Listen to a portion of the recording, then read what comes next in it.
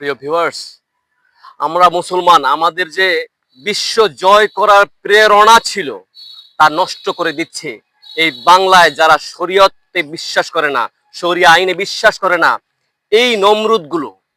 এদের কারণেই মুসলমান জাতির আজকের এই অধপতন। আপনারা হয়তোবা জেনে থাকবেন, ব্রিটিশ আমলে ব্রিটিশদের একটা আইন করেছিল যে প্রত্যেক মসজিদে জুমার সময় পাদ্রীরা আলোচনা রাখবে। সেই পাদ্রীরা একবার প্রশ্ন করেছিল মুসল্লির কাছে যে আপনাদের সবার কি পিতা আছে? মুসল্লিরা বলল, হ্যাঁ আমাদের সবারই পিতা আছে, পিতা ছাড়া কি আসা সম্ভব পৃথিবীতে? তখন বলল, তাহলে বলেন তো ঈসা আল্লাহ সাল্লামের পিতা কে ছিল?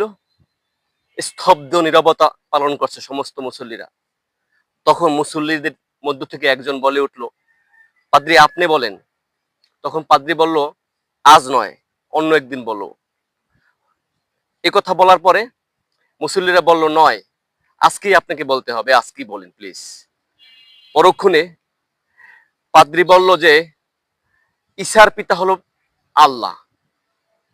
এ কথা শুনে মুসল্লিদের মধ্যে একজন বলে উঠল, তার কয়জন সন্তান? তখন বলল, একজন মাত্র সন্তান। এ কথা শুনে মুসল্লির মধ্যে একজন বলল, আমার 10 জন সন্তান, আর ঈসার পিতার যদি একজন সন্তান হয় তাহলে এতই কি দুর্বল ঈসার পিতা? এই কথা শুনে ওই দিনের পর থেকে ওই পাদ্রী আর ওই মসজিদে আসতো না। তা চিন্তা করতে পেরেছেন যে আমাদের চেতনাগুলোকে কিভাবে ব্রেন থেকে ইসলামের চিন্তা ভাবনা বিশ্বাস কিভাবে নষ্ট করে দিল।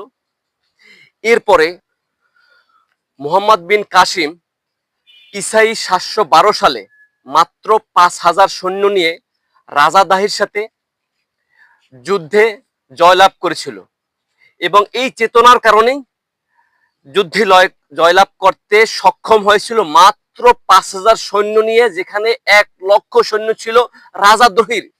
আমাদের সেই চেতনাকে নষ্ট করে দিতে চাচ্ছে এই নমরুদ গুলো। তারা বলতেছে যে শরিয়া আইন তারা বিশ্বাস করে না, শরিয়া আইন তারা মানে না। হারামজাদা কত খারাপ, চিন্তা করে দেখেন। আপনারা চিন্তা করতে পারেন প্রিয় ভিউয়ার্স, তারেক বিন জয় মাত্র 5000 সৈন্য নিয়ে স্পেন দখল করেছিল। কারণটা কি? আমাদের এই চেতনা। এই চেতনা এতটাই গভীর, এতটাই সাহস, দুর্দান্ত গতিতে তারা জয়লাভ করতে পারে। 100-র বিপক্ষে মাত্র 5000 সৈন্য নিয়ে তারেক বিন জয় স্পেন দখল করেছিল। কি মনে করতেন মুসলমানদেরকে? আর এই চেতনাগুলো নষ্ট করতে চায় ওই চেতনাবাজীরা। তারা বলে আমরা উদারপন্থী, আমরা ইসলামে স্বাধীন, আমরা মৌলবাদী নয়। এই মৌলবাদী বলতে কি বোঝায়?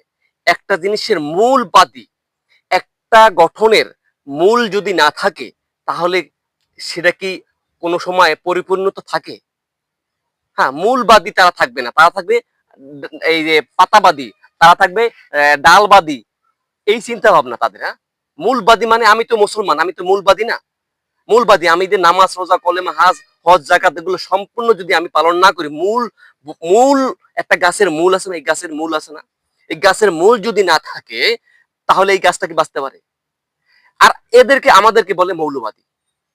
ভিউয়ার্স, আমাদের চেতনাকে নষ্ট করে দিচ্ছে। তাই এবার ইসলামের পক্ষে ভোট দিবেন। ইসলামের সমস্ত মানুষ এক পক্ষে, একটা ব্যালট বাক্স হবে। ধন্যবাদ প্রিয় ভিউয়ার্স, আমার সাথে থাকবেন, সাথে থাকতে থাকতে ভালো লাগবে।